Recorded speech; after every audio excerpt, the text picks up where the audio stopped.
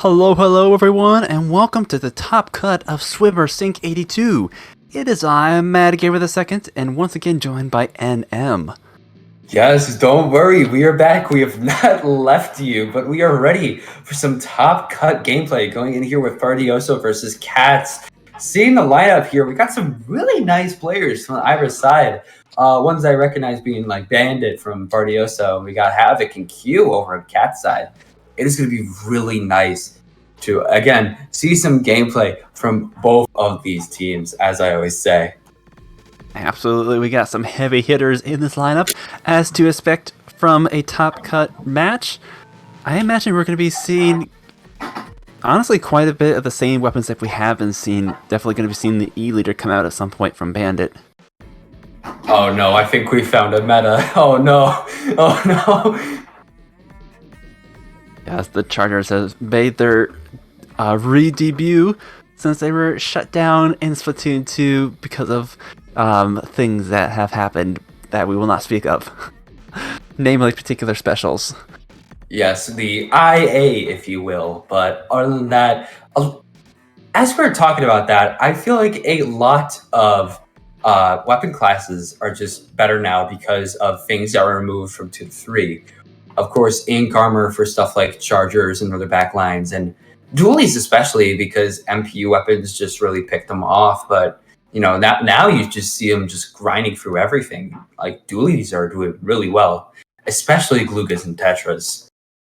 And on top of that, just the specials have such a variety now. We don't have too many, two specials that are too similar, I should say. Mm-hmm. They're not just like you sit back. They're global.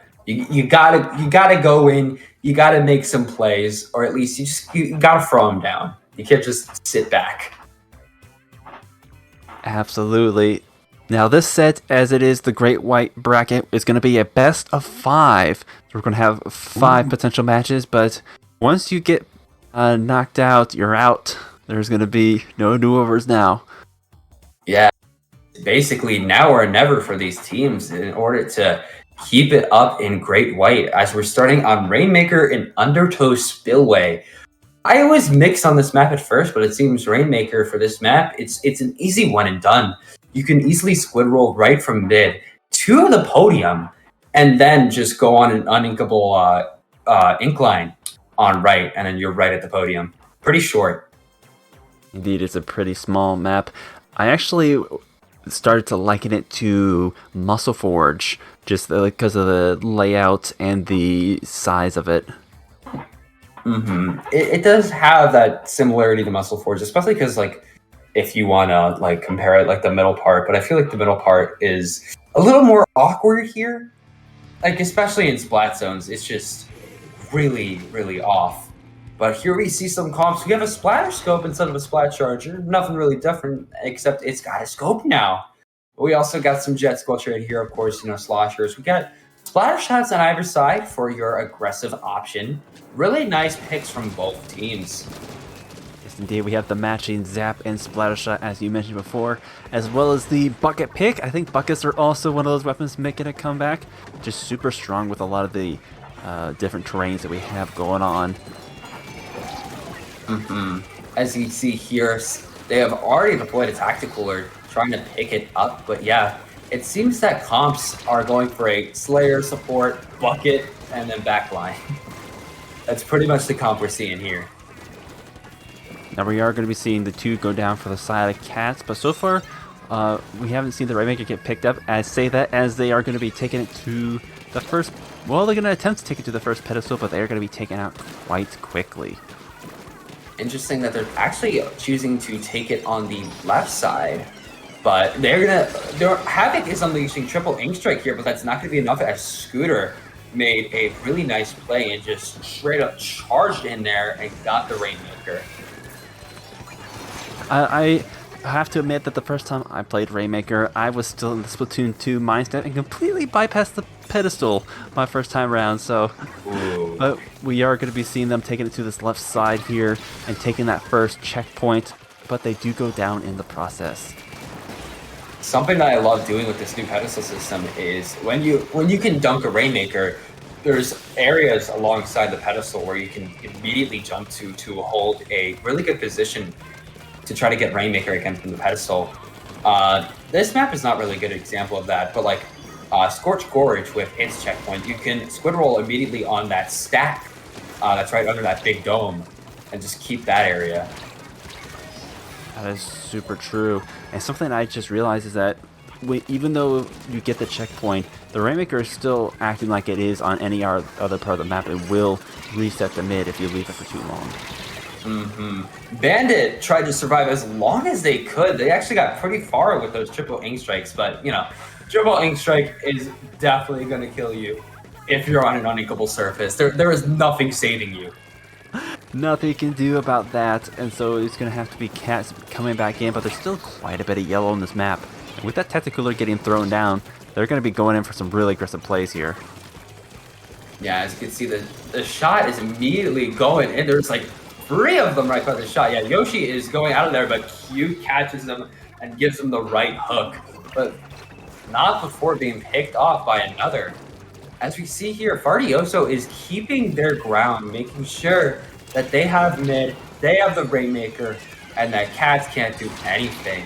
As you can see, the machine goes down, but they did get a pick on Z a little bit before.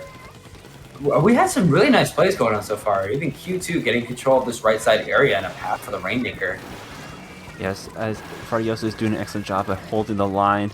So far, Cats hasn't been able to push forward too much, but they do get a nice pick with that Inkzuka. And they're just trying to make something happen, getting a little bit more paint, but they're just going down. There's going to be 3 down for Cats, and so far hasn't been able to take the Rainmaker anywhere. Yeah, because first what you want to do before taking the Rainmaker is make sure that the route is secured. Have it at least 2 down is really going to help you, but the shot is going to get picked off by a lone suction bomb there from Z. Z is going for the flank on that Rainmaker, just bopping him right there, but the other Zap is going to exert their dominance. Yeah, Faritoso still in control. The Rainmaker has a lot of map control on this left side here. We do see the Sculpture is down, so that's going to be the Inkvac out of action. And Zo's not going to be able to have anything to defend with at this time. As you can see, Bandit is actually moving over to the right side over by this little stack area. That's actually a good example of what I was talking about before. You could actually squid roll straight to that stack right there after getting it on the pedestal. Really nice spot for keeping control. Getting down to the last minute here. Still a little bit of stalling out here. Faritoso hasn't been able to push their lead too far, but at the same time, Cats has not been able to push back into mid. They are slowly running out of time to make a push here in this first match. Yeah, as you can see here, Z has the Rainmaker and is trying to keep watch of this Trizuka. 2 down, only them at the Jet. It is not looking so good right now, but Q is jumping back in, and this last 10 seconds gets a pick on the Zap. Can they rush it in? Can they get this win? I'm not sure. Yeah, I'm not sure if they'll be able to do it, but we're gonna have to see. Immediately going, but oh, the Booyah Bomb immediately outruns it, dunks it. They just gotta get it back. Just gotta get back. They're 2 down. They're 2 down. They can actually make it out here. They're really doing it, but then the Inkzuka right at the end just shuts that down. Faritoso they're going so well. Yeah, they popped the tactical right there, which would have been really good for the Rainmaker to just go super fast right over to 128, but it was not enough. 1 Trizuka, and it was all over. Cats doing an excellent job right at the last second. You see so much of the blue on that map. They really brought back the map control, and they also had the 2 down, but the shot was one of the last remaining, and they had their Inkzuka ready to go. Yeah, that was just perfect timing. If it wasn't for that Trizuka, they might have lost the game there. We are going to be moving on to Clamplets on Hacklefish Market. 1-0 in favor of... I am blanking on the name now. This is right in front of me.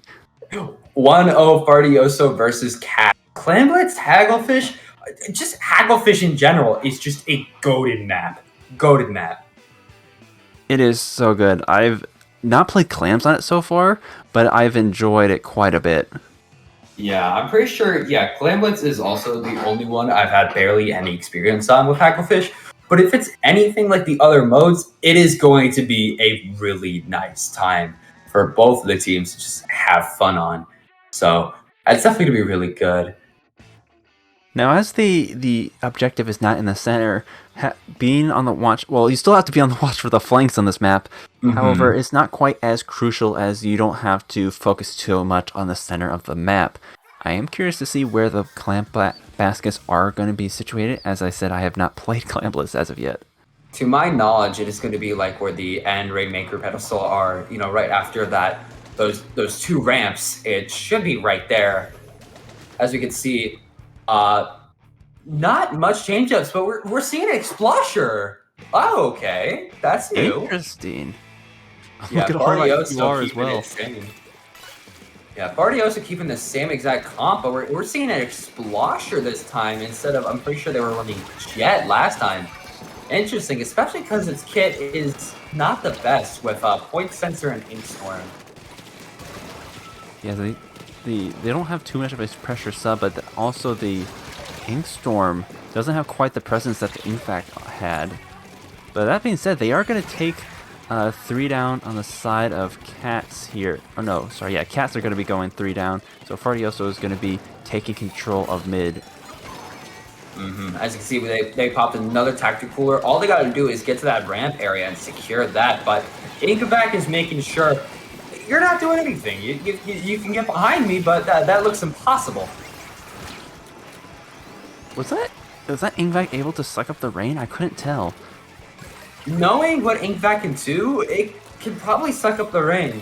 Heck, it can probably suck up triple Ink Strike. Anything you throw at that Inkvac, it is sucking up and it's shooting it right back at you. Yeah, I was about to say, he was surviving quite a bit, even though he was getting drizzled on.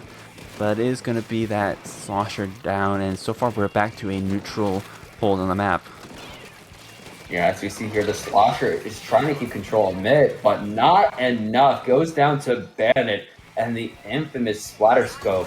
You see here, they're popping all their specials. We've got Tactical, we've got the Trizuka. There's some rain going on, but the Slosh Machine has Booyah Bomb right now. If they get in a sticky situation, we could see a Booyah Bomb.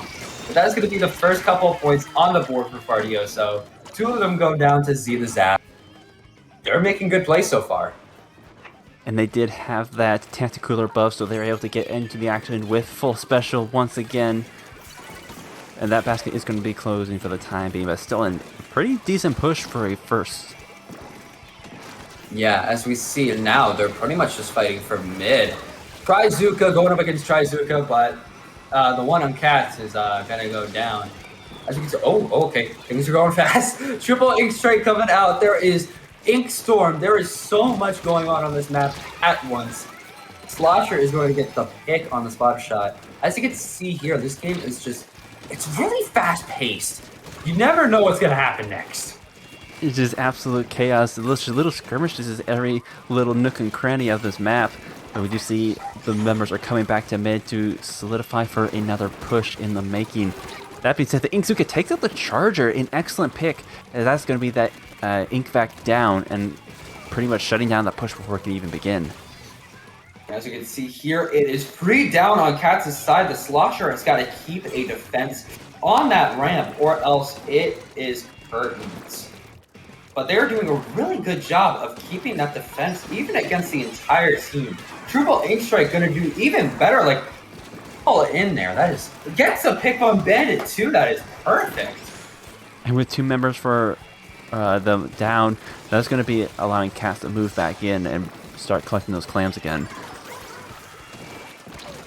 As we can see here, Splattershot is just trying to make plays. Not going to happen. 3 down. Now they have the perfect opportunity. There goes Z. They have the perfect opportunity here to push back into mid and pull reverse on what they were doing. But Scooter is going to go down. Charger is going to go down. It is a back and forth battle right now. It's just an absolute bloodbath in mid right now. So many members going down on both sides, and we are getting down to this last minute. Yeah, this last minute score is 165. Cats has got to pull off something immaculate in order to at least get 64. But we're just going to have to see. We're just going to have to see what they pull. because of so many members going down, the clams are despawning as about as fast as they're getting picked up.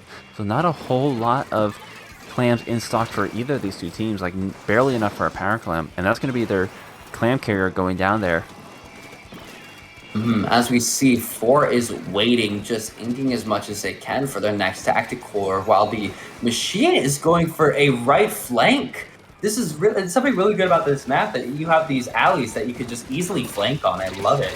As you can see, gets 1, 2 down. It is a 2v2, but the Explosher is going to be really good at zoning, but is it going to be enough? No. 0-4 just takes him out. It might just be curtains, but they missed the basket. They missed the basket. Oh, but they're not going to get that super clam back. That is actually really tragic, but that doesn't even matter as they take the win.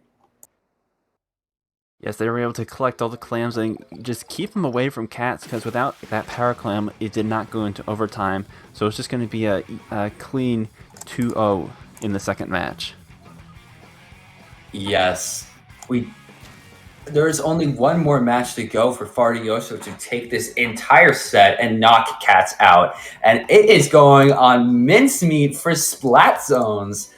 Oh boy, this one is also a really good map. I really love playing on it.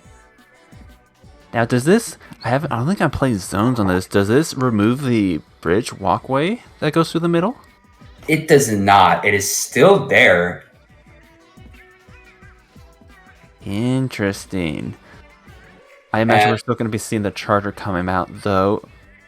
And I don't remember correctly, but I think it is on some modes that they remove the bridge going from your spawn to that first stack.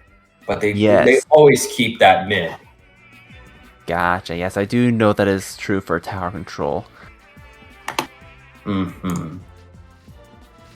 This one's interesting. It's going to be pretty, like, as far as the map layout, or as far as the opposition of the map go, it's going to be similar to Makamar with the two blocks right in the middle of the map.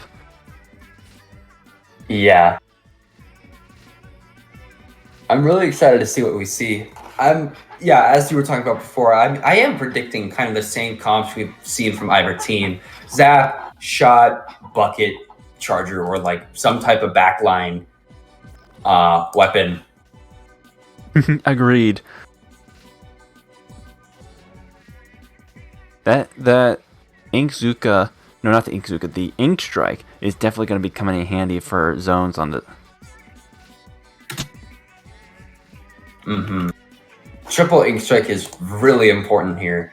As I've played this map mode, it is super easy to push other players back while also securing the zone for your team. But are they going to use that? Yes, we see Scooter over here with the Slosher, and Havoc is staying with the machine. Really similar comps, just different bucket options. Yeah, they're pretty much exactly the same, and as you said, it's just the bucket difference. We'll see how this plays out, although we do see one charger with a scope and one without. Yeah, and both of the buckets have like either Booyah Bomb or a Triple Ink Strike, which is really perfect at just taking the zone pretty easily. They both have something similar in that, so it's just the battle of the buckets. Two members going down on both sides. Still no solid zone control just yet. That's soon going to change in Cat's favor here. But once again, it's going to flip right back in Faritoso's favor, and that ink, or the ink back, is going to be coming out here just to stall it out. Yeah, as we see, the machine is trying to find something from up top, but that's going to be 2 down for Cats. Not looking too good with the Trizuka, but Booyah Bomb gets canceled easily by the Trizuka. 9-man did not have air to breathe there. That was insane.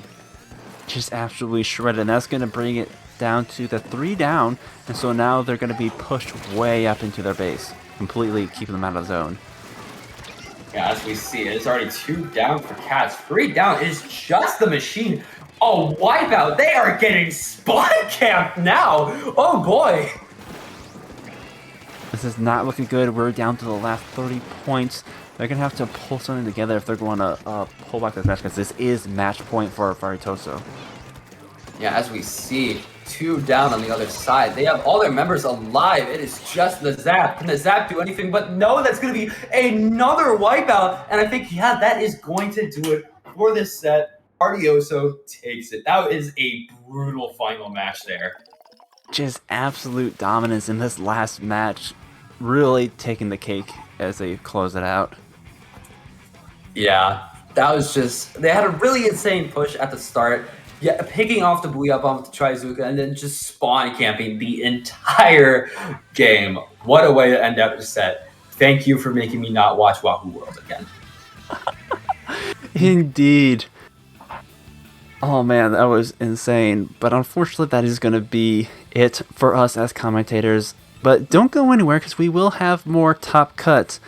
Before we do that, though, where can the good people find you, NM? You can find me on Twitter at Ninstar123. I like to post funny Nintendo stuff here and there. But coming in a few weeks, once I get some money in, I will be doing some Twitch streaming too. Ooh. Yeah, I'm doing some Twitch streaming again. Twitch.tv/Ninstar123. If you want to go take a peek at that, give it a follow and whatnot. You can likewise find me on Twitch and Twitter at IMedGamerII. I also post a lot of Splatoon content, and with Splatoon 3, I'm just going to be absolutely obsessed with it over on the Twitch. In fact, I even have a couple of new YouTube videos coming out, so I'll be posting about that. Yeah, but yeah, that's going to do it for us. Hope you guys really like the next commentators coming in, and we'll see you guys later.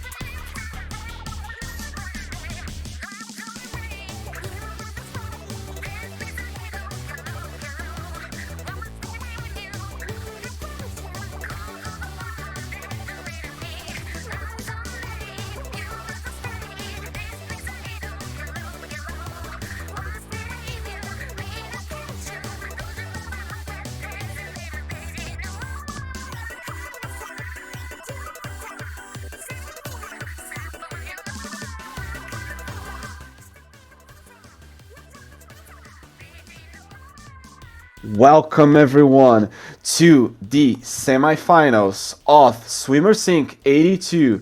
I am Super Fern, followed today with my apparently new best friend in terms of internet connection, Bowser, Bowser himself, with a lot of excitement, and we're gonna get dangerous, and I'm gonna get my lemonade to drink because this is gonna be an exciting match to see. How are you doing, Bowser? I'm doing really well. Hi everyone. This is my first Splatoon 3 event. I'm honestly super excited to finally be commentating this. This game is incredible. I have a lot of nice things to say. And of course we have a I know one of these team names very, very well with Cherry Limeade. I expect to see some crazy stuff from them. Do we know anything about Everybody Get Dangerous?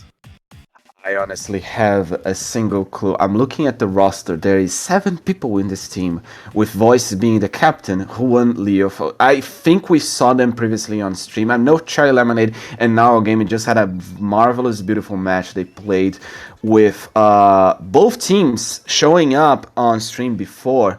So I know them I know those players myself, but I don't know what they're gonna get into right now, especially on Clan Blitz. I don't remember the names of this map yet, and we already seeing 2 blasters on Everybody Get Dangerous with Googler's on the Crim already playing that weapon all the way to the finals if possible.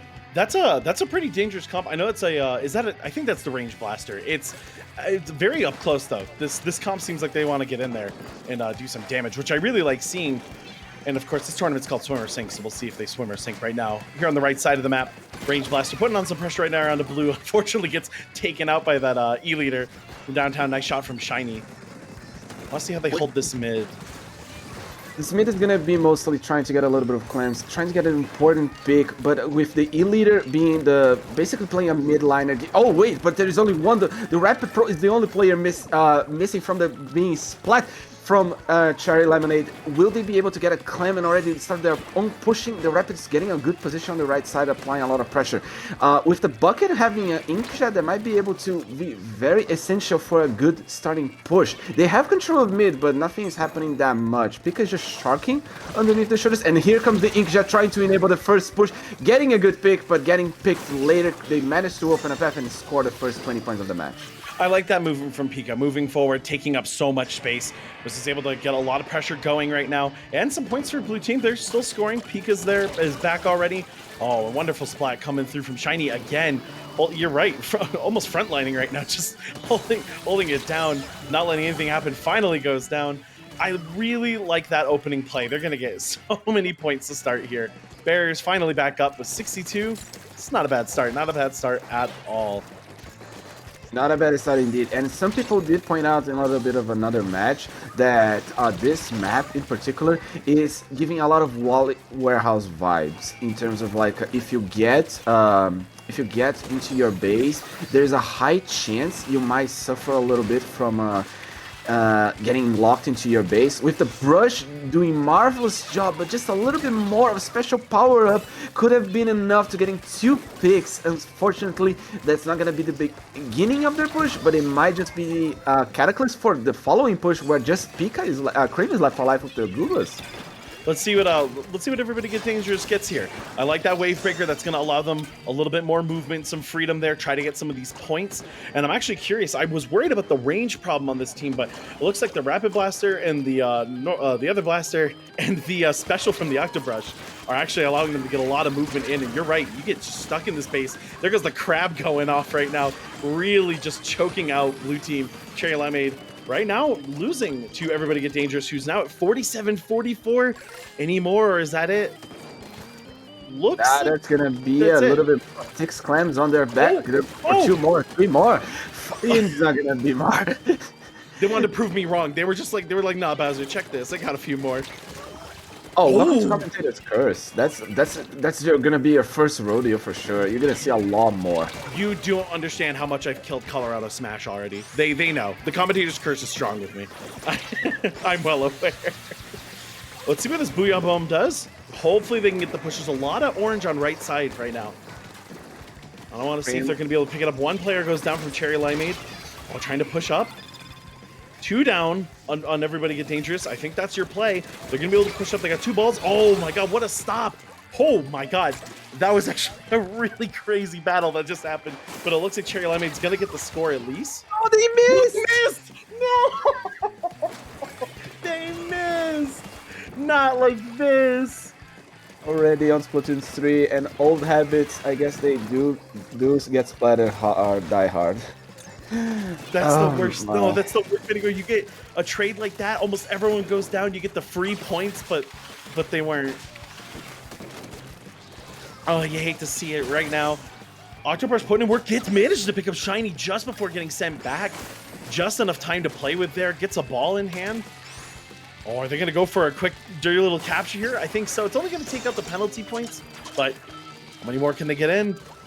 Oh, but that's just gonna be even more points on the score. Like 18 already, just one power climb away.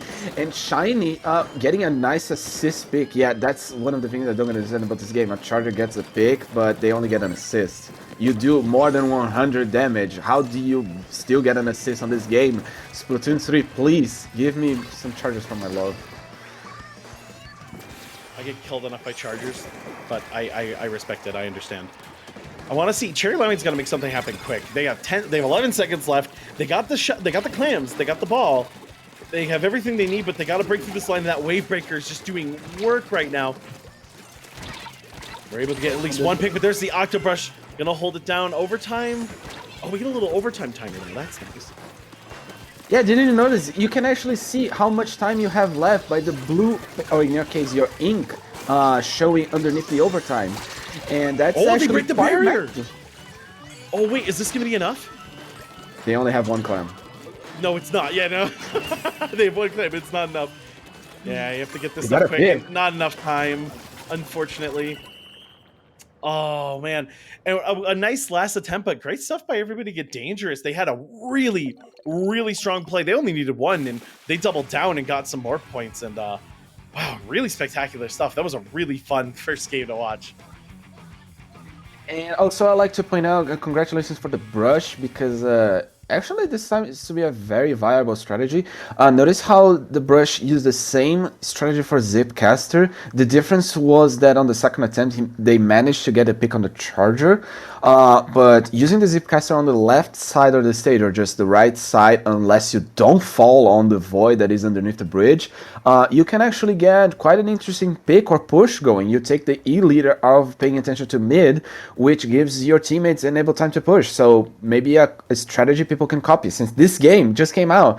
Like, you're watching people at least share their first attempts to do some strategy with this game, which is like, this is one of the first, like, this is the first tournament, like, for me, or like one of the first tournaments that is like, okay, game comes out, you have your honeymoon period of just having a blast, right, and like really enjoying the game, and then you're here where it's like, okay, now strategies are starting to settle. And Inkcaster, I heard a lot of people talking that it's super cool, it's fun, but you know, maybe it's not that good. But then you see plays like that, I'm like, oh no, like that's dangerous. Like if you can wipe out your backline like that and your front line loses all their support, well, that's really dangerous, especially if people have to start moving and changing positions to deal with the fact that there's now suddenly an Octobrush on them. Incredible. I'm so happy to see those kinds of plays happening now. This is usually when you get some of those really exciting early strategies. and I mean, we're not saying Zipcaster is good or bad. This is too early to say anything. Like, Too early to say anything. Yeah, remember when Smash came out and people were saying like, let's see, that K. Rool was too slow, was a bad heavy, and then what else? Do you remember the old days of Smash when Smash first came Ultimate, out? when people said Mario's bad now because you can't down throw to up tilt? I remember. Oh, I mean, compared to Smash 4, I remember all of you saying that. No, but that's the thing too, is like, the one thing I'm always reminding my students and my chat and everyone that I talk to and work with is that, like, the meta settling is a long period. Like, you got to give it like a month and you'll have an idea of where the game is going. You got to give it 3 months for it to truly like stop. And then depending on the game, I've learned with like World of Warcraft players, no one knows what the heck they're talking about. Those are the players that like they don't know how classes work. And it's wild to me that there are like top players that are like, oh, I didn't know Mistweaver could do that. It's like, what do you mean you didn't know? But that's the thing with metagames, is you always got to let it settle, let people come out with the weird stuff, the lab rats, let them have it, and they'll have fun. And speaking of, game number 2 right now. Do we have any changes on We have Aerospray? an Aerospray showing up. We have a bucket instead of a Googless, and also a sloshing machine. Oh, sloshing machine. Huh, how about that kit? Booyah Bomb. That's nice to see. Very, very nice to see. People are calling it the overrated set. I do understand that a lot of people are using it. I'm not saying it's the best or good weapon, I'm just saying that there's a lot of usage. Aerospray, for some reason, with just being one of the few opportunities, yeah, it's a weird pick. Because, like, okay, you are pretty aggressive with that. I think it's just like an Aerospray splashdown in Splatoon 2. Shiny getting nice pick and good positioning. So it's 2 down, 4 up on the side of Cherry Limeade. Trying to get the pick, already going to their spawn. A shooter coming in closer. Shiny goes back to going mid. Shiny's out. So I like so what I like about the Aerospray is just how easy you can just get in there and force people to back off and start like gathering turf. And I like that because it lets you make plays like this where you get to take over. But also, if you let Pika live for too long, you're all gonna go down. Pika, what a play. 1 player left on the back line, and just like that, they're back in control. And I think that's why people maybe are thinking sloshing machine's overrated, but we're all happy. This amazing weapon, this wonderful weapon that if you're sick with it, you can just take out whole teams, finally has a bit more of a place and a home. And that's probably why we're seeing it so much right now. You're talking about the sloshing machine and the Aerospray. You were complimenting the Aerospray. Yeah, but then Pika went off. But then Pika popped off. I had to talk about it. And also the Aerospray died. That's fair. And surviving the flick of the slosh. Here comes again, trying to get the pick. And the dolphin gets a dolphin or shark. I actually don't remember. Is it a dolphin or shark? Why not both? The shark dolphin. Fair enough. I mean, we have whale shark, so probably there is a dolphin shark. Slushing machine. I'm not going to ask my marine biologist friend. He'll make fun of me. But look at this. Finally, though, Get Dangerous finally getting some nice spot here. Pushed up. They have the splat zones. This is a good place to be. And I'm curious how the Aerospray is going to work in this situation. I kind of know what the brush and the blasters are going to do. But Aerospray in competitive is not something I could say I've seen a whole lot of. So this is new territory for me. Oh, someone got in. Wait, who is that? The Aerospray. The Aerospray got splattered for sure. Speaking, I think you jinxed it. Nice zone I'm just here to kill people. I'm sorry. Commentators curious. With the zone being capped 7 points away 8 points away from getting the lead, it seems like Getting Dangerous is gonna get even far away from the zone, with Cherry Limeade having more control of this map. It seems like it's just shifted away every time we speak about the Aerospray, so the Aerospray is the shifter in terms of like what happens in this match. Oh wow, Lily there getting a really nice pick, and it's also crazy how fast Cherry Limeade was able to just push back, Get Dangerous, and take control of the stage. I'm curious how this Octobrush is going to work here. Gets one. That's good. We like that. But are they going to be able to take it back over quickly? Okay. They get the zone. Who is that? Who is that sneaking around right now? There comes some Ink Strikes. Oh, wow. They took the zone back so fast. It was Lily and Pika that were able to get that started. Oh, good wipe. That's great. That's great news for Get Dangerous. Start moving through those penalty points. 30 seconds until they lose all the penalty points. We are going to be seeing probably a proper retake from this match on the side of the E-Leader with the Wave Breaker. Oh, also, I'd like to point out one thing. Oh, there it is. I was about to say, like, why we're not seeing the... we're not seeing the special charge for that specific weapon. And no, it does show. It's just that, like... it's just a little bit different from Splatoon 2. You have to actually hold it. Ugh. Damn it, Nogami, please. Streamers prefer the thing to show up. You just made it harder. Penalty points are gone. 29 points remaining, and they need to get a little all the way to 11. Here, Shooter is trying their best with the Aerospray, trying to get a little bit of tough. I think they will get the penalty all done. They get the lead. 40 seconds remaining. 3 seconds until the match. Oh, they lost control. Can they get it back, though? Good splat on Crim. They get the spot back. 4, 3, 2, 1. That's going to be game. Wow, what a hold from Get Dangerous. I feel like they kept falling over quickly after getting the point time and time again, but that time, I'm not sure what was changed there, but they were able to hold it through everything that was thrown at them. Really good stuff. Going 2-0 on Cherry Limeade right now. I'd like to say, could you please, Bowser, shout out to a bald man in the chat because he's complimenting your commentary. Oh, thank you. I appreciate you guys. I keep the chat up. I look over. Lurkers and non-lurkers, I see you. I see you. Man, that was so. Here's the thing, Zipcaster. I saw Shiny do a really good dodge to get away from the Octobrush this time, but that pressure is real. I didn't get to see as much of it this match as I wanted to, but that spooks me. Like, so one of my favorite, this is just turf war degenerate things, excuse me. I love doing like a Ninja Squid assassin build with dualies. It's one of my favorite things in the world. And this sort of reminds me of that build where you just kind of like play a bit evil and get behind people and then just take out teams. But like, this is a very fast version of that where you just Spider-Man your way to the back line and all of a sudden everyone in the back line's like, oh wait, there's someone here and they're bright and they're glowing and they're on top of you with an Octobrush. I love it. I want to see how much more impact they get out of that. I'd love to interview the team at some point, just in general to hear how that's working out for them. I also really like the Wave Breaker, but I didn't get to see it put in that much work on Inkblot Art Academy. It's kind of hard because we don't know who gets the splat on Wavebreaker. We would need to check the e-leader camera to see if it's an actual proper story, because it can happen with a little bit of a delay. We have to count for the waves, and not necessarily the player will be in camera angle. Well, normally you see it still, like, at least to a degree. I don't recall seeing that many of the lines traveling across the map. That was why I was like, oh wait, I didn't see it as because on Hammerhead Bridge, I felt like we saw it like quite a few times make some nice plays, but that time less so, I feel. Yeah, no, you have a point. Not to mention, depending on the map, if it's very open, it's very easy to spot. And very easy to shoot, yeah.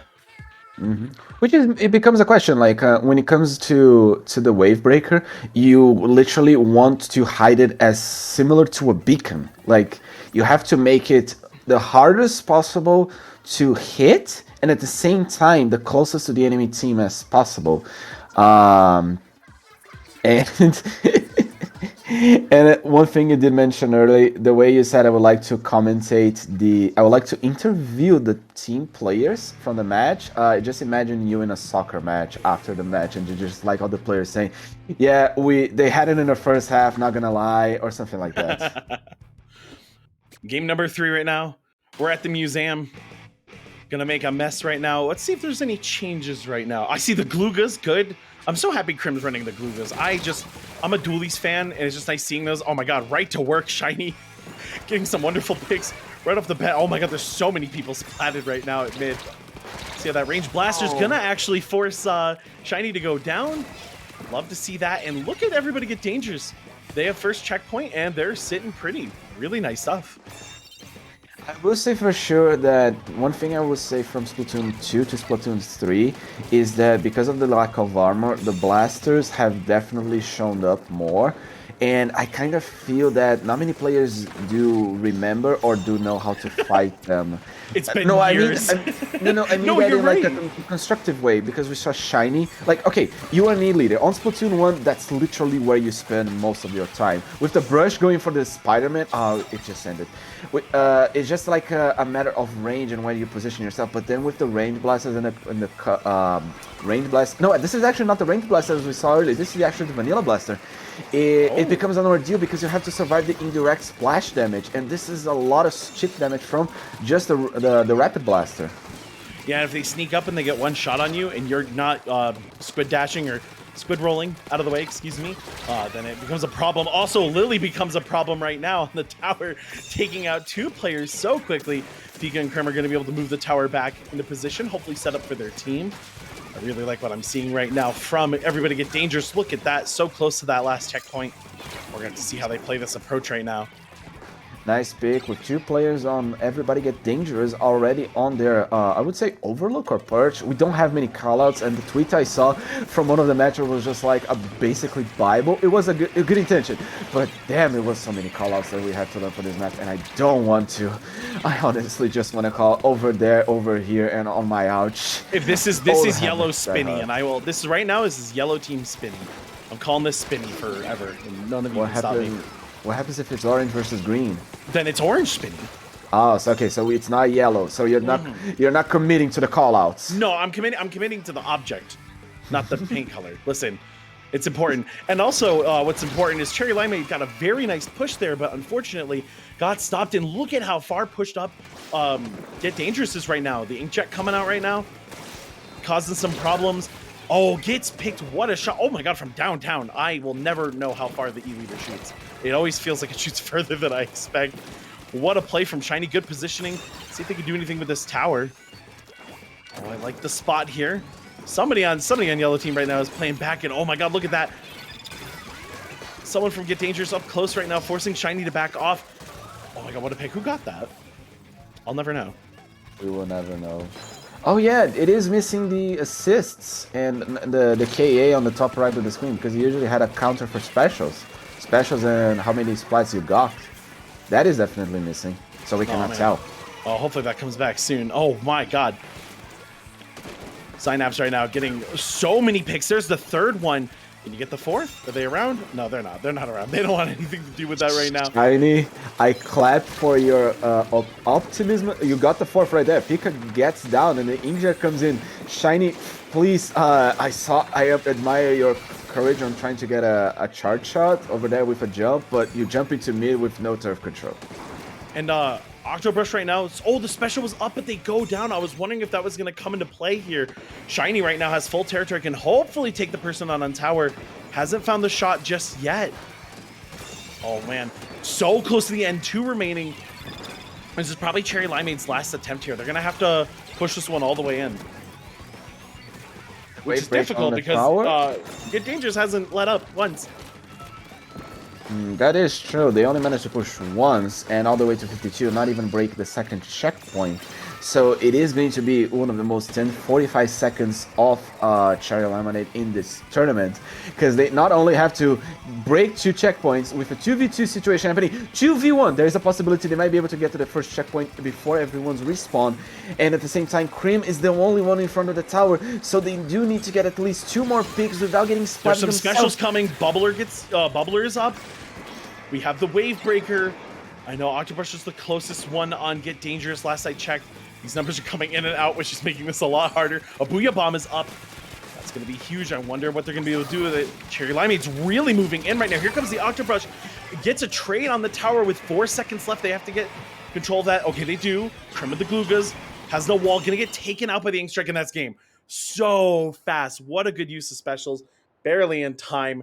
Get Dangerous goes 3-0 with Limeade.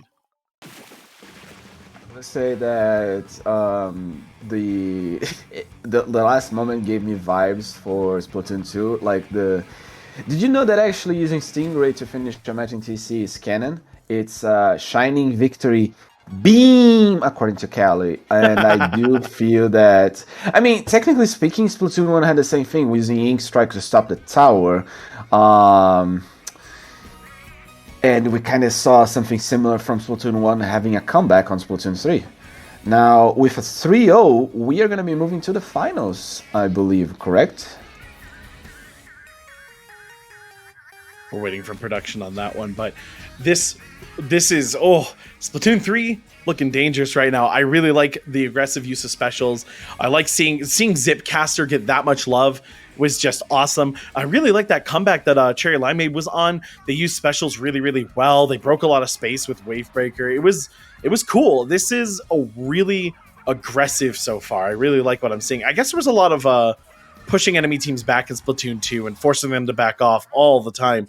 And without the armor and without as many like rockets and without Stingray, I'm seeing a lot of aggression, and I really hope it keeps trending in this direction because it's very fun to watch. Very hard to follow, but very fun to watch. No, you get the spirit. I'm still very rusty because I've been away for a long time. Having at least one episode where I just randomly come back for a DAPA production event. But it just I miss this. Splatoon itself, the tournaments are still fun. Here's the thing. There is 3 types of matches. The one you play and you get bodied. The one you play and you basically bodied them. But then there's this third match where you win or lose, you just come out of it and just say, regardless of your victory, it was a good match. Yeah, those really intense back and forths. Exactly. I do know that obviously I'm not under the pressure that the players are when they are playing these matches, since they are literally screaming in Discord. Like honestly, I think Discord basically needs to cap volume, given the energy that people have. But like for us seeing we and as much time as you have when commentating Splatoon, you start actually no, you have the same thing in Smash when you see like people doing completely weird stuff, and when you know they actually are not having that specific game of their day, like just yeah, this is clearly not their best game or something, because you saw them play and you saw yeah, this player can pop up, but just not today. It doesn't seem to be that specific day for them. I have all the games I've commentated. Halo Infinite has some really fun matches, but there's times where like teams are just bunkering down on their objectives, and like it's either they're always trading, or like they're poking at each other trying to make a play start. And one of the most refreshing parts about Splatoon for me has been that like this game always seems intense. Like even when people are running away from something, it's intense. The short range nature of this game really like makes you want to like move. You want to get closer to the enemy. You want to play that fighting game style footsies with the ink. And I think like whether it's Splatoon 2 or Splatoon 3 now, like it's always like I come back to commentate this game and I'm like, right, it's so much fun. It's so exciting. Like there's so much like combat happening and like action, and you'll miss it. You'll miss sick plays because it's just so quick. But I don't think there's a game I've had more fun commentating so far. It's truly a pleasure. No wonder. Wait, you said you had experience with commentating other games. Now I do wonder. Have you commentated Mario Strikes Charger Battle League? That no, I've seen it. That's wild. That is I don't know enough. I couldn't commentate that to save my life. That game's crazy. Maybe I could give it a try once I get the game. Is after all, it's in my blood. We do get confirmation on the finals. Is going to be obviously Everybody Gets Dangerous versus. I presume, because this name is obviously not a English word. It's called. Wait, where is it? We're gonna see Everybody Get Dangerous versus Faritoso, which sounds Italian. Faritoso. You know, I'll go with Faritoso until someone tells me I'm wrong. But after having to say a team name with the name fart in it recently, I can handle anything. No. I'll be fine. RET, not no, RT. not this team. Another team. It was a different tournament. I'll never forget it. But yeah, Faritoso. I can do that. I'm down for that. They can tell me I'm wrong. With a player that I do know, Bandit, Yoshi, and Scooter. I don't know if it's the same Yoshi that I'm thinking of, because they usually have Yoshi D. But Bandit I do know, and we're gonna see at least another charger, unless they're just trying new weapons. But Bandit is another charger from Splatoon 2. Also, let me have a look at the maps that we're gonna be seeing. We're gonna see Splatzone's Hagelfish Market, which I think we already saw early in the tournament. Tower Control on Mice Meat Metalwork, Rainmaker on Eel Tail Alley, Climb Blades on Undertale Spillway, Zones on Wahoo, Tower Control on Scorch Gorge, and Rainmaker on Sturgeon Shipyard. So basically maps 5 and 7 have been the basically the new maps, the old maps from Splatoon 2. And weirdly enough, the only one that I've seen so far differ was TC Wahoo World. Like the path is, they did a little bit of rework, but everything here is still new. Yeah, Wahoo World changed a bit. But yeah, there's for me, like I didn't get to see all the variations and modes, and because because I'm a turf war rat, I didn't get to play enough of like ranked Splatoon 2, so I don't actually remember every variant off the top of my head. So I'm sure there's gonna be a lot of learning for me. I'm going through right now, and I'll make this publicly available, by the way, as soon as I'm done. I'm taking top-down screenshots of every single map on every single mode variant, and anytime they update stages, I'll try to go through and update the file. But I'm trying to get all the pictures right now, and I'm like blown away sometimes by just how much some of these maps change on certain modes. It's there's like for instance, Scorch Gorge has one where the zone control is the turf war map. But then I think you should basically but like just go to the Splat wiki and literally just edit yourself. Like literally, You are doing what the Wikipedia is supposed to do soon enough for all the Oh, players. I'll Keeping the I'll contact documentation. them. But Scorch Gorge had Rainmaker has a completely different layout where both team sides are very approachable. You don't have to do the catwalk, and the mid tower is now down to being like a small platform. But then on what was it? It was Clam Blitz. You have the more approachable base side. You don't have to go through the catwalk. The catwalk is shifted an entire 180 degrees or 90 degrees, and the big mid tower is there. There's so many variations. I was really interested in it, so I'm gonna get all those pictures for you guys. But I'm so excited to learn all the variants to the maps. So many maps. There were 23 maps with 4 variants, 5 if you count Turf War. So basically 115 maps that you had to learn how to strategize and how to pick a weapon. That's a lot. Dude had a point that not every map should be on tournaments. And one thing that is always fun to see is to, like, have you ever seen the tournament sheet that shows the maps modes they're gonna be playing? It's like a list of the maps, and then you just mark with a ball or a dot on that specific mode. That's the map that's gonna be playing. You check in between tournaments since 2017, July 21st, when this Splatoon 2 came out, and then you look now, it changed so much. Yeah, as games do, you know, as metas change and like we determine what's fun and maybe what's not a lot of fun, or like incredibly one-sided. And Moray Towers. You wanna know something? So we have data that proves that one of the favorite maps in Splatoon 1 was Moray Towers. So what did the developers of Splatoon 2 do? They bring back Moray Towers. What did people in Splatoon do with Moray Towers? They call it one of the worst maps ever. So here's the thing. Understand this. We only have a few maps. Do you think... And we already had the same thing happen. Mahi Mahi came back. Not many people seem to like it that much. Like, they prefer the version Splatoon 1 compared to Splatoon 3. So when Flounder Heights comes back,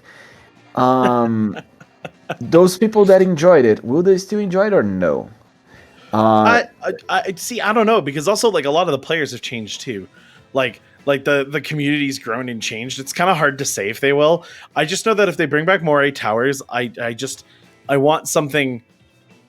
Moray Towers had the chance to be. So this is going to make me sound old. You're all good. Get ready for this. Moray Towers reminds me of a map called Face in Face Classic and Unreal Tournament. And it's a really popular, fun map of just 2 giant bases looking at each other with 2 bridges across. And Moray Towers reminded me of that, except for the fact that there's only one path into the enemy base. Like, realistically, like there were alternative routes, but like they felt like they just were interconnecting. And I'm just saying, if they made more paths and they made the bases a bit more standout, it could remind me of that old map, and I'd like it. I'd like it a lot, but don't bring it back. And don't make us cry again. No, I think Moray Towers, it's like you die a hero or live long enough to see yourself turn into a villain.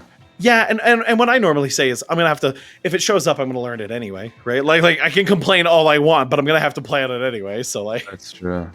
Like, it doesn't actually matter. I'll still be there. We're also waiting a little bit more, but I think we will. We will also be starting pretty soon. Now this is gonna be best of 7 instead of best of 5. Definitely after you play a long tournament, a best of 7 sounds underwhelming for the players, but sounds awesome for the people watching. First to 5, we love that. Listen. First to 4. First to 4. Okay, it's Guilty Gear. We're fine. Oh yeah, that's right. In the Smash community, they do it different because we call it best of 7. You guys do first of 4, which is basically the same thing. So we'll say 2 out of 3 or 3 out of 5 or best of for those maps. However, it's very common in the FGC to do a money match as a first to 5, which is a best of 9, I think, or a best of. First to 5 is a best of 9. Yeah, you multiply by 2, divide and subtract 1.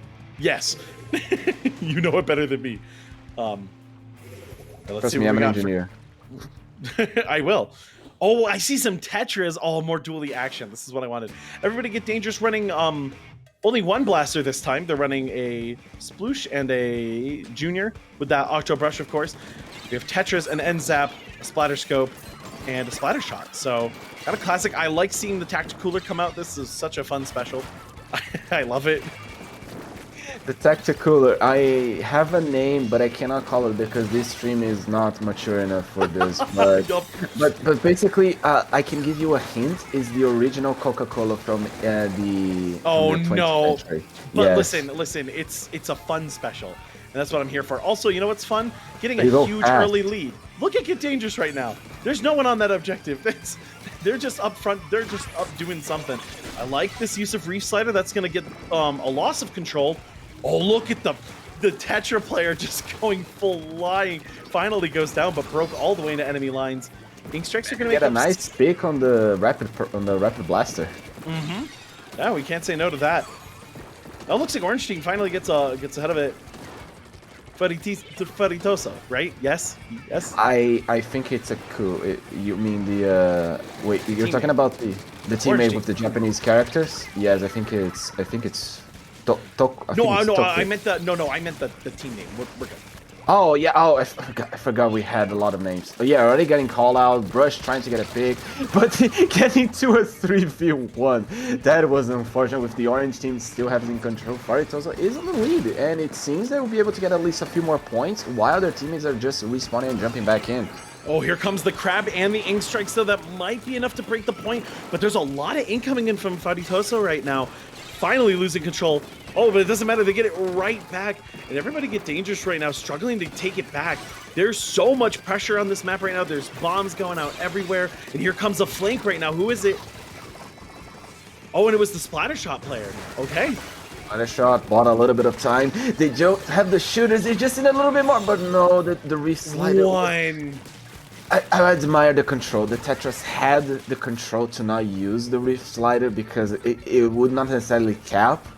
But that's such a bummer that they almost managed to win and lost at the 1 point, which is so common in the Splatoon community. Yep. Like 1 point in the zone, it always happens. And what you got to do now is you can't lose focus, right? 51 left. You have some time. Slowly push your way in. They have a Reef Slider. I think they're going to go for it. And there's the They hit setup. the wall. Oh, they hit the wall. No, they didn't clear the gap. And they might still be okay, though. They just got to break this point essentially once and then just hold it for 2 minutes. That's a lot harder than I just made it sound. Oh, no. And they get picked. The Tetras go down. Blue team back in control. This is actually looking really dangerous. Okay, Orange team does secure it. That's a nice big penalty that they have to work through, but at least they bought themselves some time. Oh, what a drop shot. Love that. Oh, the Tetras come through and sweeping it up. It's splat after splat right now. You can barely follow it.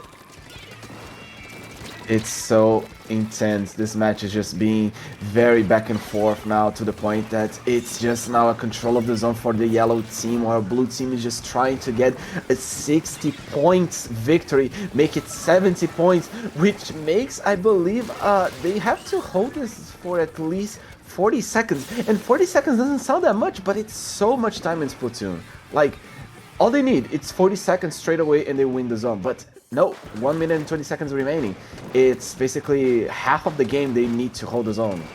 And we're right back to that. Just be patient, find that opening. They finally get the Ink Strike. Everybody Get Dangerous is finally going to move in. Oh, they lost control. Are they going to be able to break the point? It's a really tight play right now. Notices that player on the right. What a good splat on Yosh right now.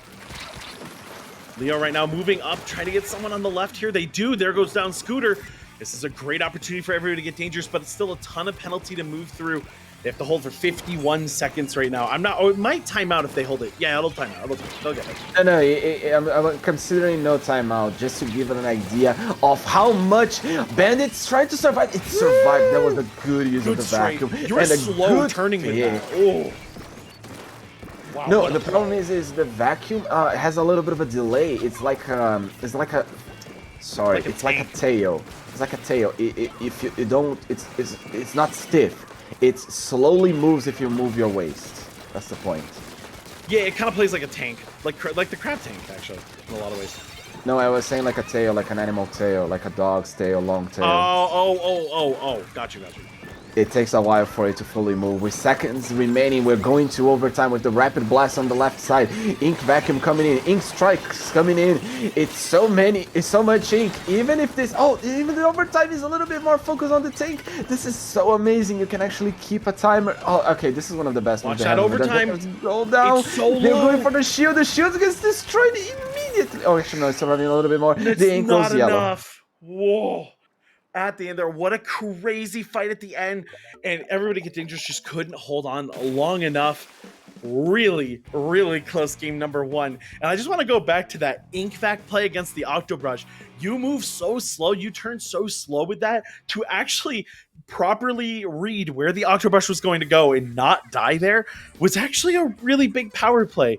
That was a really fantastic match. We got to see so many interactions, some wonderful picks. Good God, Splatoon 3 is going to be around for a while. I love this game. I'm trying to also. I see a little bit of something in chat that is called "Come on, Darkwing Duck Team," and I am a little bit confused. Oh, it's the catchphrase. Yeah.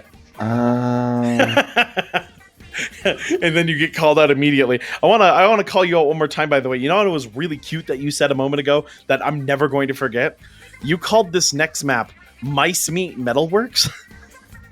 Mincemeat. Yeah, but it was so funny. I was like, mice? Because I was gonna read Minecraft. Minecraft Metalworks, my favorite stage. Oh man, tower control here. I actually haven't seen the tower control here yet on Mincemeat. I don't know much about it, but I do know this map's mid is a bit crazy with that high and low ground. I wonder if it looks the exact same or not. Watch the replay I sent you. You'll see what happened because the Clan Blitz match I played was here on this map. It was funny. But yeah, TC is a little bit odd. The path of the tower, it actually resembles a little bit of what the old Humpback Pump Track used to do.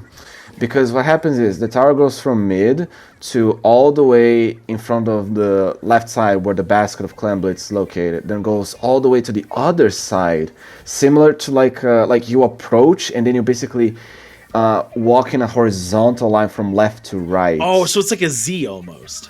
Almost a Z, but the fact that you don't go straight line from mid to your enemy's base, it kind of makes it like very interesting point to intercept. Like I've seen, obviously I'm speaking for experience of myself, but like because I play Charger, I use the vacuum in the horizontal part, usually just to get like a little bit of a breather, get a little bit of the checkpoints to down. Or you can use the bubbler.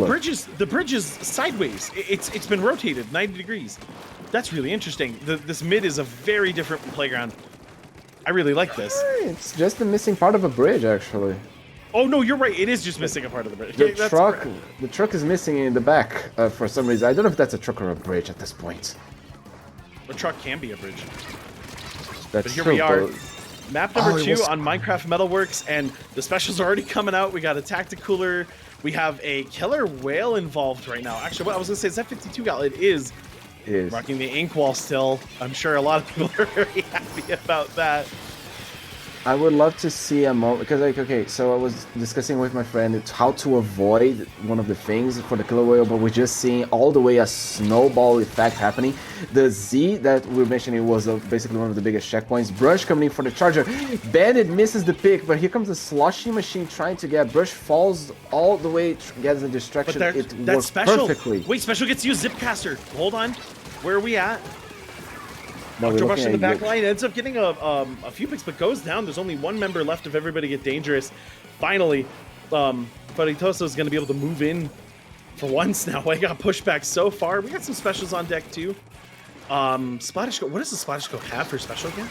Splatter Shot is the Trizuka. Oh, the Splatter Scope. Excuse me. Splatter Scope is the vacuum. The vacuum, got it. Okay. Unfortunately, though, I'm not sure it got used. The Splatter Scope went down. Back to 50 charge. We have a Tacticooler up at least. That should make a nice play as long as Scooter doesn't go down here. Oh, what a good pick. The thing that this happens on this match already is that Faritoso is struggling so much to get even in mid. Because here's the thing, they have to get basically the high ground and control on the left side, or else Bandit cannot do anything. Because if Bandit is the most frontline player, then Bandit will get big. And then the control, like that's what I'm saying. Like you see the vacuum, Bandit wanted to use the vacuum for that checkpoint because it's so it takes one of the sides of the match the pressure away, which makes it right in the tower so much easier for this part of the Z section, which is more like an L shape at this point. It's not a Z, whatever. Actually, no, I see the Z now. I see the Z. My alphabet soup is coming in. It's all good. It's all good. I got someone's name wrong earlier. We're fine. We're chilling. Voice right now, trying to get a pick on Yosh. Ends up getting sniped out of the sky, though. Wonderful shot from the splatter shot coming through, but immediately returned to center. That killer whale 52 gal combo. Oh, love to see that. Scooter gets a pick. How are we going to play this high ground? It's definitely the weapon for it right now. Voice playing back, drops a bomb. I like that. Just gets out of trouble, not trying to die right now. Oh, that's actually going to set up a really nice respawn if Yosh can't push into that very quickly. Oh, jumps out. Okay, that's probably the smart play. FRT right now. Got that tactic cooler. It's going to be nice. Oh, wow. What a play there. They're going to be able to clear a lot of ground here, force everybody get dangerous to kind of pile in through the same place. It's not the greatest place to approach as we saw on the other side of the map. And here comes the rapid blaster causing some problems. In fact, there it is. You said it's going to make this choke really easy too, if it gets used correctly. Correctly, they already almost making the second checkpoint. They broke. Okay, that's a great progress for Faritoso. They have potential for getting closer and closer to that 12-point mark. The charger going down, the ends up going down. It's just slushing machine and the shooter alive, but now at this point, it's just gonna need a moment to fall back and retreat. They still have 1 minute remaining. One checkpoint. They only need to basically just get the other checkpoint, and the brush is not letting them. The brush is not letting. What can you do? Play the game. That weapon gets too close to you. It just says like, nah, you're not allowed to play anymore. You stop that. Remember when you asked about the range? So it goes Stinger, Splat Charger, E-Leader, and then Octobrush. Yeah, I agree. But apparently everybody get dangerous, or basically Darkwing is not giving up. They are doing their best to even doing for one more push, which technically, here's the thing, just because you already have a tremendous lead, that doesn't mean you have to stop pushing. Oh no! Yosh knew that there was someone there, knew that Doku was there, but could not find it and ends up going down, but Doku not able to pick up another one. Okay, I like to see Faritoso bringing it back right now. Everybody get dangerous, of course. Very close to winning this, only 14 seconds left. Let's see if this push is the one that will get them their W. FRT right now, how close are we to a special? We're starting to get there, of course. Synapse goes down, 52 ago goes down. Oh, wow. Oh, wow. What an aggressive use of Ink Strike, but that'll just say, nah, you're not allowed on the tower for a few seconds. You have to pick that player. That move only has so much range, and unfortunately, just kind of controls the space, and everybody get dangerous. Goes 1-1. We're already going for at least more than just 4 matches. We're going at least for 5 matches, since one team has to hit the 4 points marks in order to get the victory of 82. 82 being the first SOS in Splatoon 3. And that means we actually just dig up a hole in our backyard and buried all of our Splatoon 2 copies. So Splatoon 3 is only game we're playing here, nothing else. We can talk about other games, but we're just playing Splatoon 3. I like this chaotic early meta game of like nobody knows anything and anything works, and you get to see some crazy plays, and I really like tacticooler plays because it's not just the movement speed and all those buffs that you get and being able to like try to outplay your opponent with those buffs, but it's that quick respawn that also just allows for some, like, if somebody super aggressive grabs a cola, goes in and dies, they can just jump right back to the back line and do it all over again. And as long as they didn't lose a special for it, it's, you know, like they can do some crazy stuff with that. I really like some of those plays I saw. I would say I would recommend Stealth Jump for that, but here's the thing, like... Oh, yeah, same. Yeah, one of the rules that you basically have to understand in Splatoon is you staying alive is a resource. Because here's the thing, you cannot be doing, like, okay, I know it sounds a little bit of a dull example, but imagine this: you are playing against a team, and then you are trying to push. You're playing midline, and you see that there is one player alive, but you don't find them.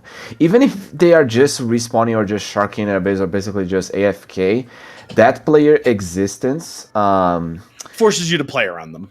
forces you to check your surroundings. When you see the wipeout, which is a luxury for Splatoon 3, you already know there is no one behind you. All you have to do is to open your map and check if there is a beacon.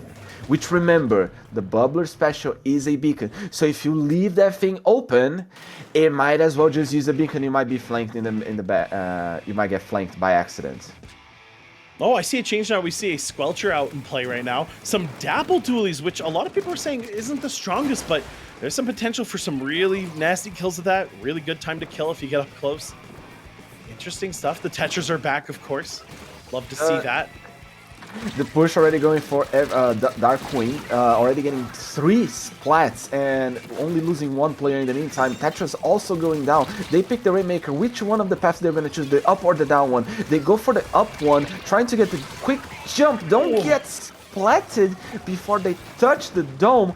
It seems that the Zipcaster coming in, getting another very important pick. It's just a splatter shot remaining underneath the podium, but the Zipcaster is going to be the end. You don't get to drink the drinks from your enemy teams, unfortunately, my dear Brush. And there comes the flank from behind, but 35 points. Look at how far away 35 is on this map. Yeah, you're not far. You're in that home stretch. It can be a bit difficult to clear that last bit, but I think with some smart play, you'll be fine. But oh my god, wait, yeah, you can't let them do that. Look at that, a little bit of a reset. Everybody Get Dangerous already at 23. Oh, nice pick. Okay, I like this. They're going to just take it and run. Try to put some pressure up on that bridge. Hard shot to make, but oh my god, wait, who got that? Vice did, the junior. Junior did when they're climbing up. I showed you a clip about the delayed hitbox, and it was the exact same situation. Oh, I just didn't see what weapon it was. See, you're out here with the propaganda again. Listen, chat. We had a conversation earlier, all right? I'm trying to get convinced out here. Weapons cheating. No, I'm just saying, it's just we had a replay of the same moment. Like, Oh, I just didn't see it well enough. Oh, that's a rough place to lose the Rainmaker. I would not want to let the enemy team have the Rainmaker up on this bridge. And Get Dangerous is going to have that opportunity. Yeah, trying to find the last player right now. They're actually all on Faritoso's side of the map. Oh my god, the Octobrush. Zipcaster almost gets another one. You're right, a little more special charge. I wonder how much longer we can stay out there for. Gets the splat on Scooter. That's Doku. This life from Doku has been played very well. You've gotten so much out of this life. Really good stuff. So many people are gonna pick the Octobrush thing. I saw this at SOS, I want to try it out, and they're gonna either have the fun of their lives or struggle so much because they never played the Octobrush. But yeah, if you at least pick a new weapon, Doku already did a good favor for all of you, because you have to try every weapon, not just stay with one, which is in my case the Stinger and the Splatterscopes. Yeah, it's always good to diversify when you're learning these games. Where is that Rainmaker? I see it right now. We're getting close to the score. Oh my god, what a splat. Through here comes the push. Oh, it was enough. The Reef Slider coming all the way in. All the way in. They finally did not hit the wall this time and managed to hit the Rainmaker instead. Very happy we didn't hit the wall. That's good. This is still a really bad spot. Faritoso hasn't been able to get anything really started, right? Only up to the 84 point, barely past midway, and has been under constant pressure. They've been fighting out of their base for almost the entire match so far, which is really rough. Tetris tried to make a really aggressive play, but you can't be doing that on an Octobrush. That weapon outranges you for days. Got to be very careful playing that. And just like that, the Rainmaker might get walked in here. I see a Suction Bomb defending. Is enough. 13, 12, 11, 10. And there it is. There's the knockout. Everybody Get Dangerous, putting their foot down, saying, "No, you don't have any quarter in this match. Try next match." That's out to the injury. That's fair. We have our favorites, but we still compliment them. Oh no, I'm just saying. Look, they were on a roll, and I was just complimenting it. Okay. I don't actually have favorites. Listen, I'm from the FGC. If I get a moment to slam, I'm gonna slam. What does FGC stand for? Fighting game community. So Smash, traditional fighters, Street Fighter, anime fighters, even the Melty Bub players. We still love them. Someone wrote Totsugeki in chat. I love you. Totsugeki does not mean dolphin. It means charge. But you're supposed to make dolphins appear when you hear it. So where's that from? I'm feeling I'm being left out here. Guilty Gear. The character May, she summons her water friends from wherever, and she'll just ride a dolphin into combat and slam into you. And she yells Totsugeki in Japanese, which means charge. Okay, you have a lot on your belt in terms of games because literally all I have is Splatoon 3 and a little bit of Nintendo games. Oh yeah, no, the it goes for miles. I have like frame data memorized from Street Fighter 4. It's bad. Don't be me. This isn't a compliment. It's a concern. We are exposing our mistakes. People don't be like us. Don't be like us. You got called a nerd because of that. That's okay. Kyobi knows me. That's fine. Clan Blitz on Undertow Spillway. Where are the baskets in this map? This map is so chaotic to me. Do you know the checkpoints Rainmaker in Rainmaker for this map? Yes. First checkpoint on the right, like closer to the base. Okay. Just a little bit further than the high ground for the snipers. So Yeah. Okay, this map is so. How do you feel about this map in general so far? What are your general opinions playing on it? So if you go for Piranha Pit, you literally had a call for useless because nobody goes there. You would mostly just spam for special or place a beacon over there for the enemy team. But this one, I noticed that there is a whole area which gets completely no use, which is that the little cubby on the right side? The left side, on the opposite side of the basket, because people are just like doing most of the fights. Like, it's just most of the fights on the mid. You're gonna be seeing that most of the paints is going to be swapping ownership in mid and on the basket, but on the left side and right side they're going to be just like simple 1v1s. They don't go that far back. It's just like mostly mid. Well, that's fair. Yeah, I haven't seen, even in Turf War, like no one's really over there ever. Like you kind of paint it to take it back and then you just kind of go on with your day. It looks like Faritoso right now has quite a bit of clams on deck. They're all buffed up right now too. Oh, we catch someone mid. Forgot it was a dualies and they could dodge roll because they all just had a 3 pick on the first minute, but they didn't do much. So I thought Faritoso was gonna go for a push, but no, a Duckwing is just gonna take a little bit of clams and push them back all the way to the base. All right, Dapple drops the buffs. They make you quite quick. I'm not sure what the play is for the Dapple player right now. Oh, they're gonna just go in as fast as possible. Oh, I love this. I said, what was the play? And they said, let me show you it. Gets a nice little double there. Yosh, though, gets a pick right back. Oh, in a trade. You can't ask for more than that. What a good clap back.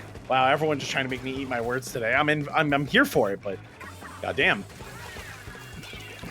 With 2 down on the side of Faritoso, make it 3, just a splatter shot. They're trying to get at clams. They have enough to make, oh, there it is. Those are the remaining clams. They just need to a little bit better with the callouts, throw it, and then the first 80 points. They missed! Again! Is it us, Fern? Are we the problem? Do people just miss the basket when we're here? Okay, here come the points. Here come the points. And you see they do. Get dangerous. Get some. Okay, they get a nice score, 59. I don't think Voice is going to be able to get back close enough. Nah, not quite. FRT says no, stop it. Get some help. Not here. But a good push nonetheless. Finally getting points on the board, 50 to 100. I'd say that's a good use of a power clan.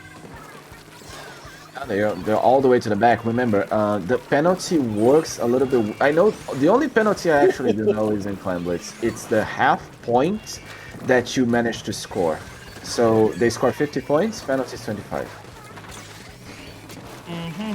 Yeah, oh, the shield almost gets the pick on the junior, but no, they managed to survive. Bennett has been quite nicely hitting the shots with the vacuum. Like, it's not the special itself is so slow to leave the ground that I compliment Bennett for getting great shots with the explosion at the end.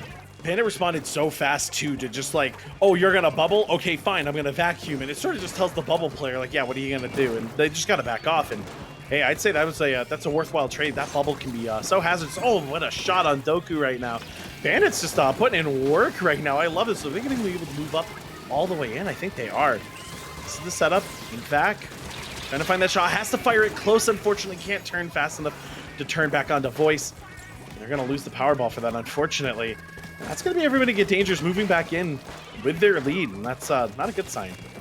Finals 2-1. Everybody Gets Dangerous is in the lead, with also the Clan Blitz just being 50 points on their favor. Can they win 2 more matches and get the lead? Yes, that is grand finals right now. And it seems that it's just been a moment of getting a little bit of picks, but not doing that much. Faritoso managed to get at least a little bit of a applied penalty in terms of players, just not doing much. And also, I'm trying to remember, there are specials that you cannot throw the clan, which includes the Inkjet, Zip Striker, but I don't know what other specials, apart from the soda, that you first have to throw the sodas and then you throw the power clamp, you have to wait. Oh, nice pick. That bubbler went down so fast. Good on the junior player for ducking, but now you have to fight 3 people at once, and unfortunately, Voice doesn't get a single pick there. This is Faritoso's chance to actually make a play here, which they desperately need because they've done nothing but with no penalty. If they just make a bigger play than Everybody Get Dangerous, then they're going to be good. The Tacticooler goes down, but so does FRT. Now the Dapple Dualies are on their base. Not like this. Commentators curse, I just killed everyone.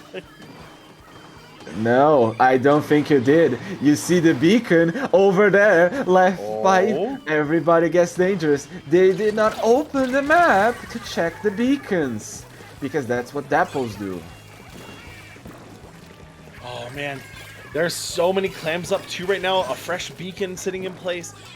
You love this. They're just gonna extend their lead. I don't think anything is left for Faritoso in this one. I think it's a go next as the clock comes down to 0. Wow. So Dapple Dualies, as like somebody who loves dualies, right? Like I've been mostly playing Stringer and dualies. Dapples are really fun to play as an assassin, but they're not like, I don't know them for being this aggressive without like either rain or something to help you get in, or like Ninja Squid. But this is a Dapple player that is literally just running it in, and I'm blown away by this play. And wow, all right, I'll have to give them another try. Clearly, that worked out super well for them. Everybody Get Dangerous, going to go up 3-1 right now. 1 game away, I believe. Yeah, so 1 game away for Darkwing, or the quote Everybody Gets Dangerous, for those that are just coming in. They just need 1 more in order to secure the first SOS 82 with SOS with Splatoon 3. But talking a little bit about the Dapples. I'm not an expert in Dapples, but I did notice a few patterns. On the second game, Dapples with the vanilla set was Beacons and Bomb Rush, which sounded more supportive. The second kit was Toxic Mix and Rain, which also kind of like supportive-ish. It's like the way you play Exploit in this game. You play Spam. Yeah, it helps you walk in to get chip damage. And Toxic Mist wasn't that much of a special that you use a lot. You would use a little bit on Rainmaker by just like throwing, so it would delay the Rainmaker. And then there is the last one, which was Torpedo and Splashdown. The Torpedo was what made that set so aggressive. So currently what we're seeing with this Dapples is the ability to basically be an annoyance of setting up beacons at strategic places and setting up the drinks. I try playing this set. I still don't know the full idea of like what should we do with what I should do with the Dapples. But basically, like positioning yourself for the beacons, as we saw, they literally let a beacon on their base, which led the completely demolishment of Faritoso. But I can tell you what you absolutely do with those weapons, and it's you put down that cooler, you get the buff, and you run at them.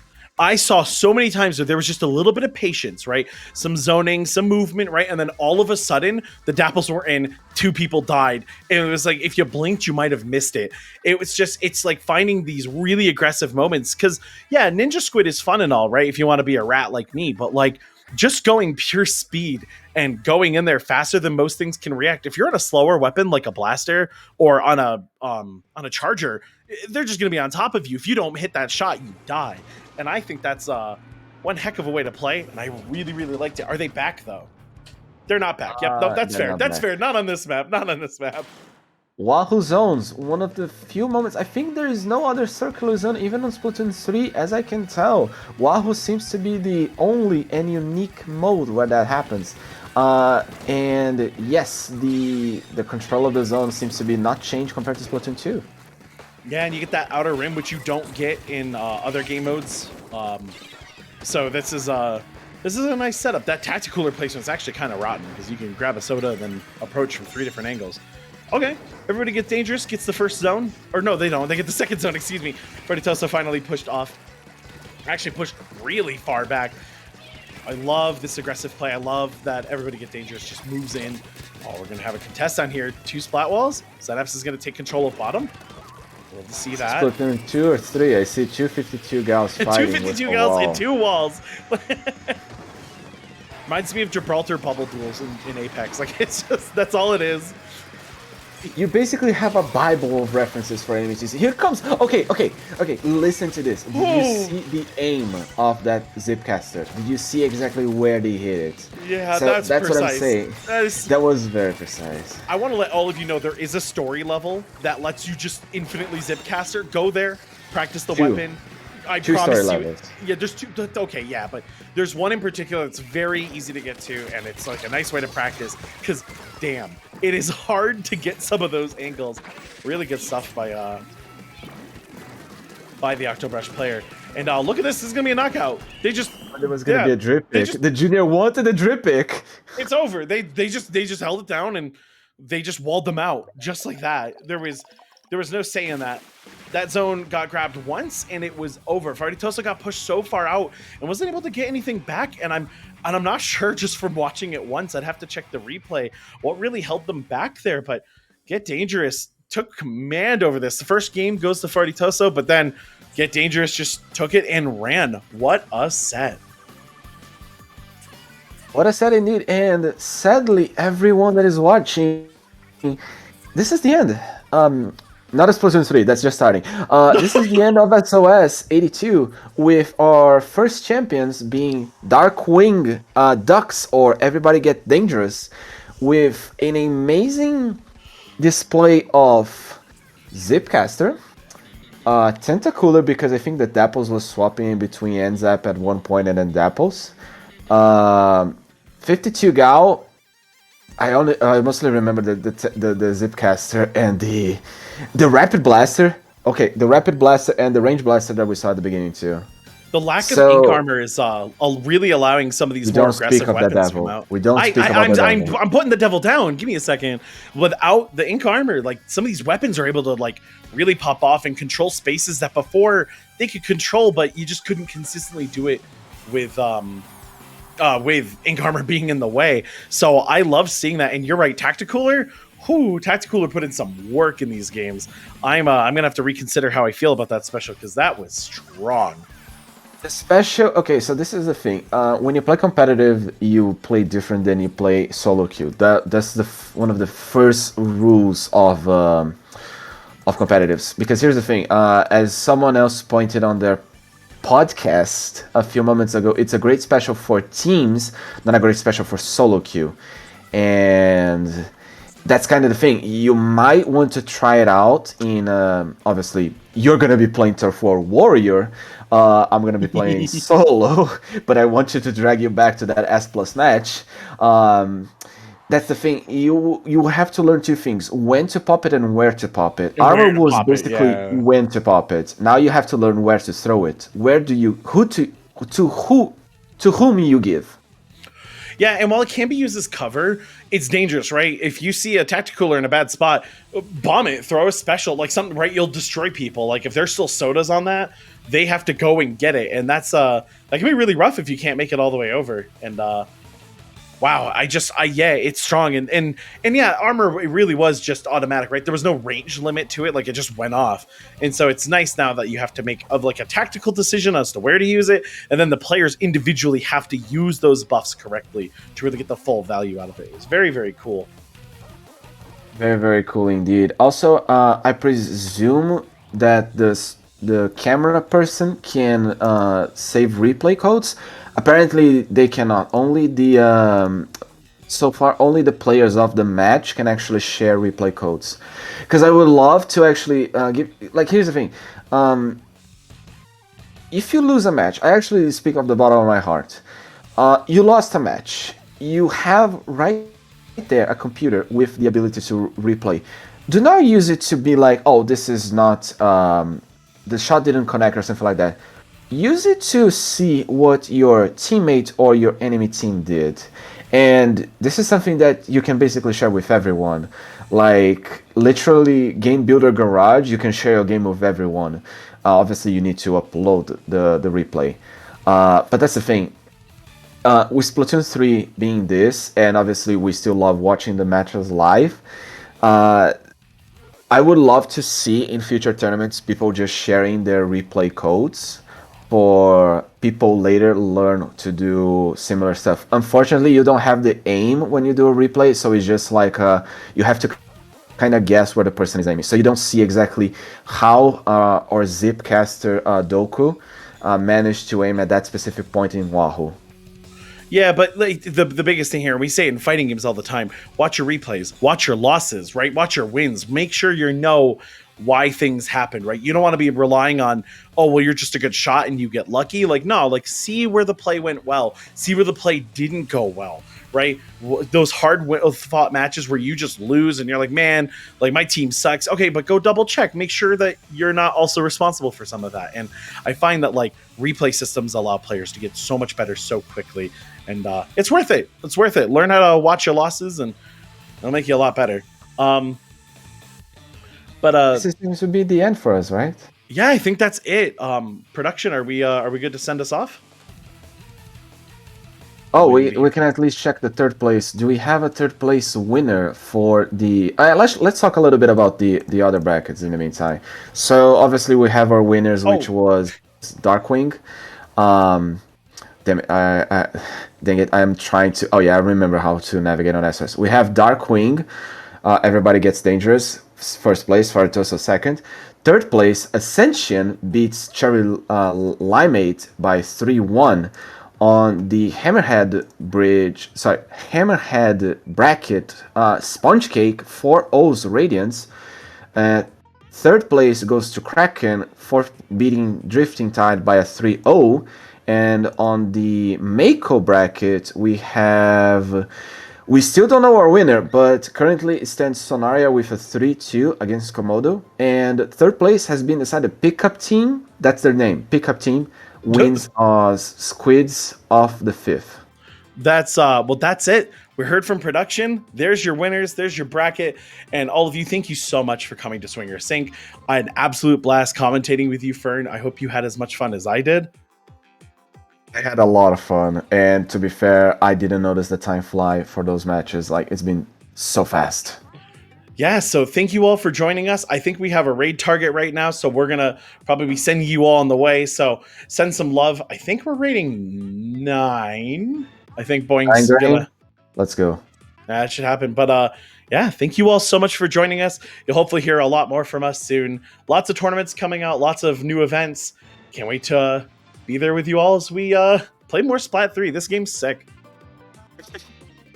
Bye.